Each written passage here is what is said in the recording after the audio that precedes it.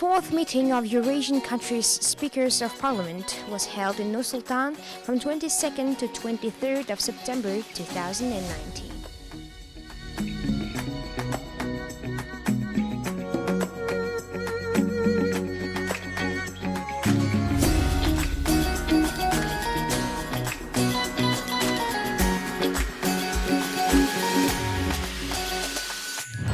The theme of this year's meeting is Dialogue, Trust and Partnership.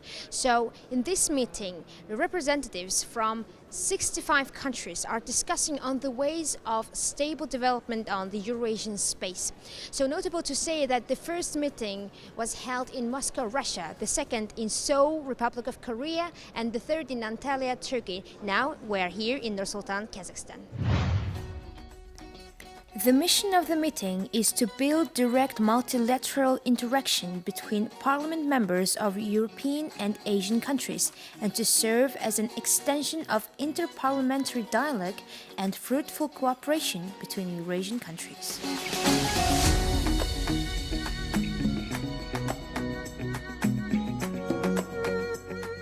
Kazakhstani deputies have established systemic ties with their foreign counterparts, thereby strengthening interstate friendship. The importance of this approach to cooperation was stated by the first president of the Republic of Kazakhstan, Nur-Sultan Nazarbayev, in an address given at the meeting on the topic of Greater Eurasia, Dialogue, Trust, Partnership.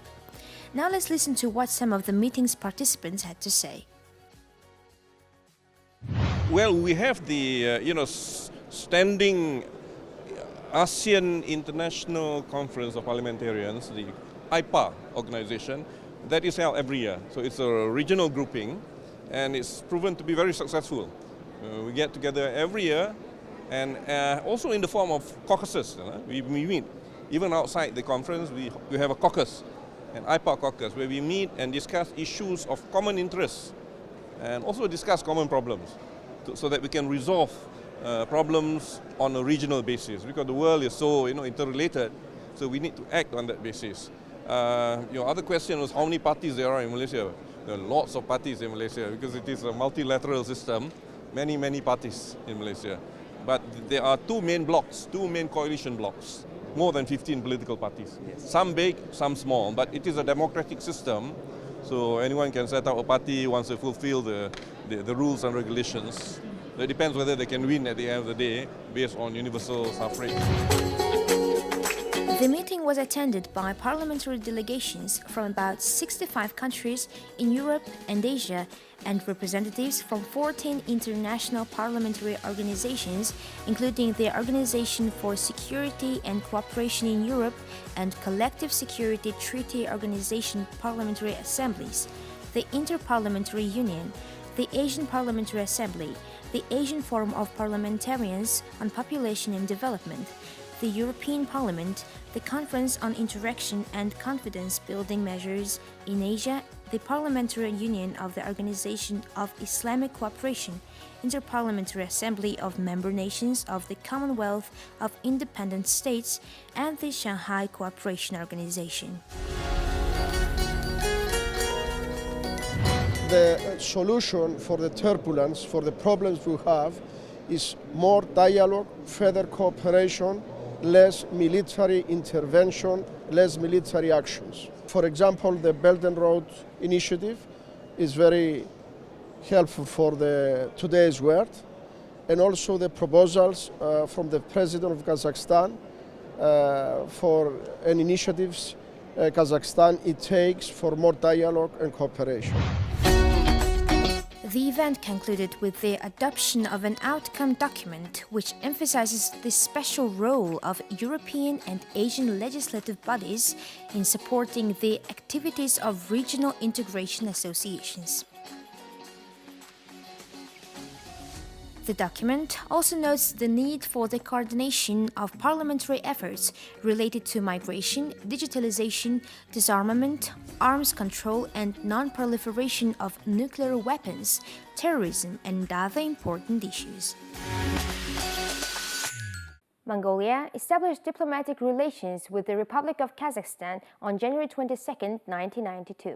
The Mongolian consulate in Almaty opened in September 1992, and the Mongolian embassy in Astana opened in 2010. In April 2017, Losangin Batolok was appointed to serve as the Ambassador Extraordinary and Plenipotentiary of Mongolia to Kazakhstan. Kazakhstan улсын Nur-Sultan хотод Евразийн орнуудын парламентын Kazakhstan and Mongolia have 27 years of diplomatic relations. The weak part of our relations is trade and economic activity. This is mainly caused by logistics due to bad transport relations. We have kind relations with Mongolia, and this can be proven by 3 official visits of the former president of Kazakhstan to Mongolia. Our presidents also received 2 official visits to Kazakhstan. Unfortunately, the occurrences of meetings at the highest levels are becoming rare, and that's why we are focusing on organizing new meetings already. The economic turnover between our countries for the last years reached only $35 million. This fact shows that special attention must be paid to logistics. The good news is that the direct flight between Nur-Sultan and Ulaanbaatar has started in June of this year. The flight takes about 3 hours and 40 minutes and is available twice a week. This brings hope of improving trade between the 2 countries in the near future.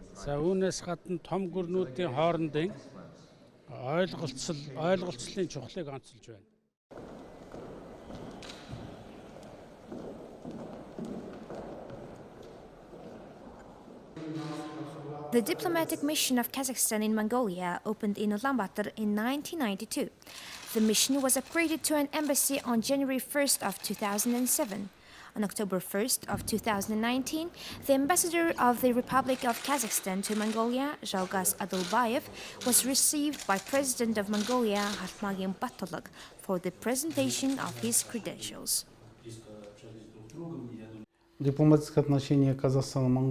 Diplomatic relations between Kazakhstan and Mongolia are developing in a positive way. As a new ambassador, I had the honor of presenting my credentials to the President of Mongolia. I very much liked the ceremony. 20 years ago, I came to Mongolia in preparation of our President's visit to Mongolia. I loved the Mongolian people, nature and widespread steppes, as it reminds me of Kazakhstan, and that's why I feel at home.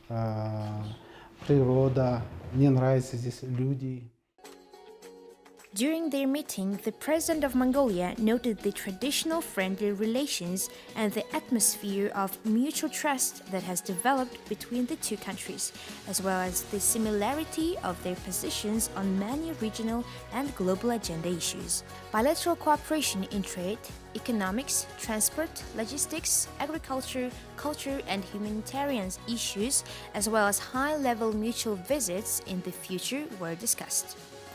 At the end of the meeting, President Batolok expressed confidence in the further strengthening of mutual relations and wished the ambassador success in his diplomatic work.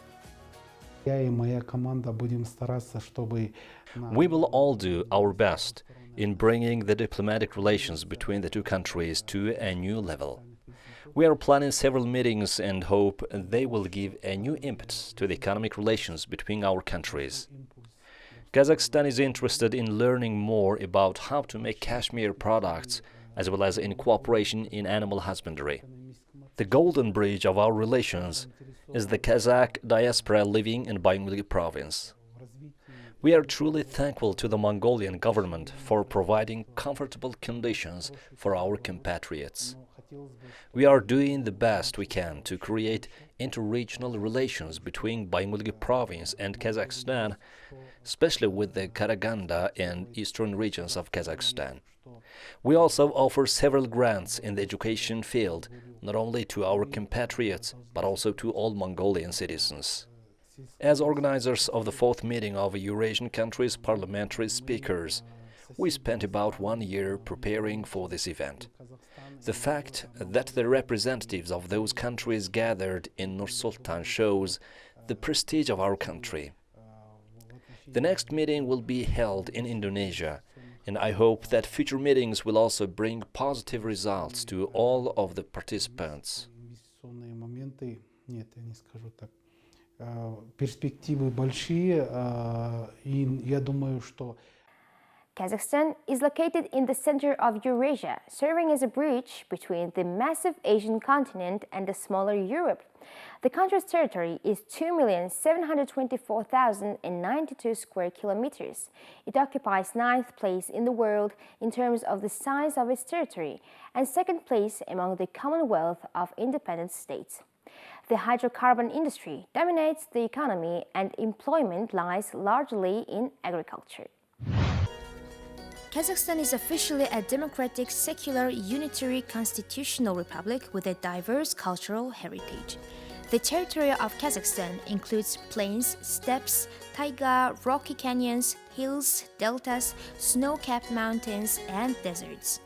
The population is 18,507,900 and the nation's capital is Nur-Sultan. It is located between the Caspian Sea, the Lower Volga, the Urals, Siberia, and China. It borders Russia in the north and west, China in the east, and Kyrgyzstan and Uzbekistan in the south. It is washed by the waters of the inland Caspian and Aral seas. It has no access to an ocean and is the largest landlocked country in the world. In 1936, the Kazakh Soviet Socialist Republic was formed, which was part of the Soviet Union.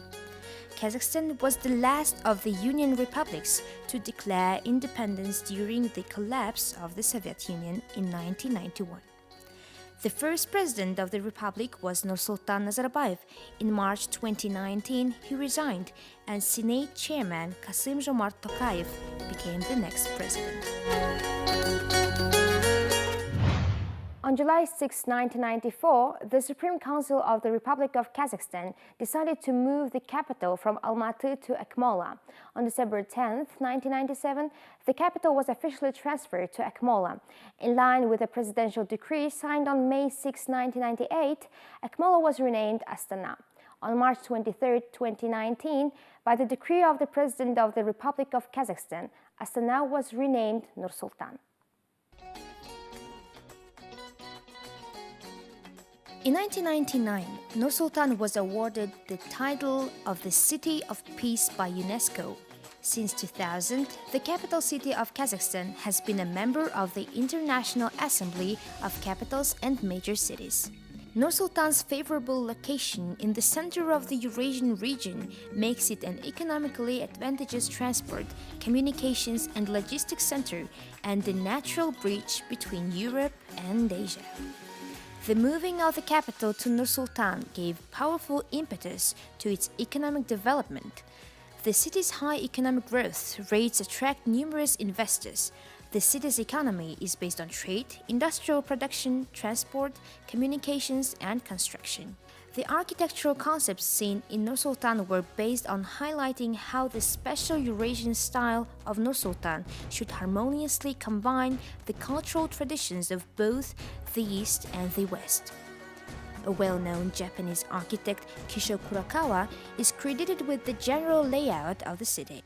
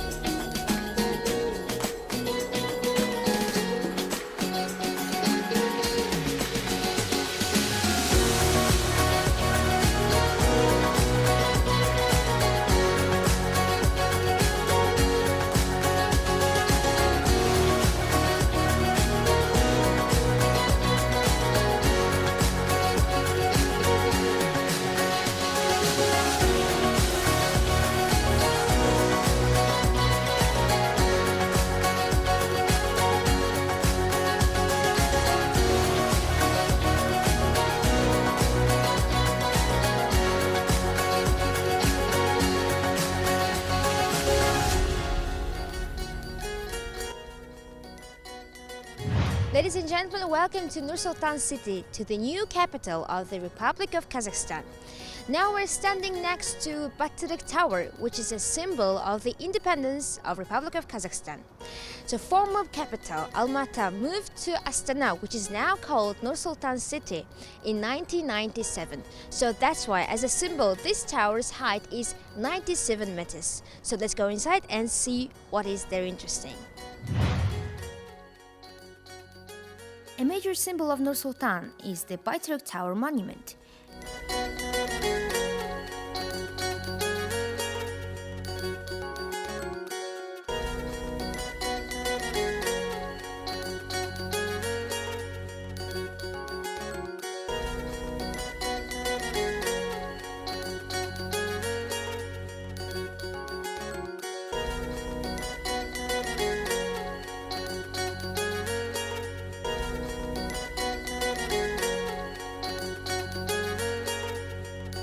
Among other unique buildings in the capital are the Palace of Peace and Accord, designed by renowned British architect Norman Foster, the Han Shutter Shopping and Entertainment Center built in the shape of a tent, and Duman Entertainment Center featuring an oceanarium home to over 3,000 sea creatures.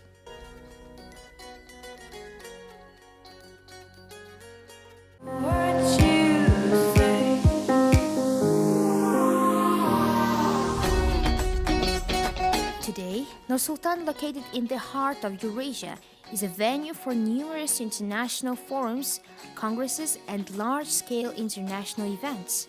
The Congress of Leaders of World and Traditional Religions, the Astana Economic Forum, and other forums are held regularly in the city.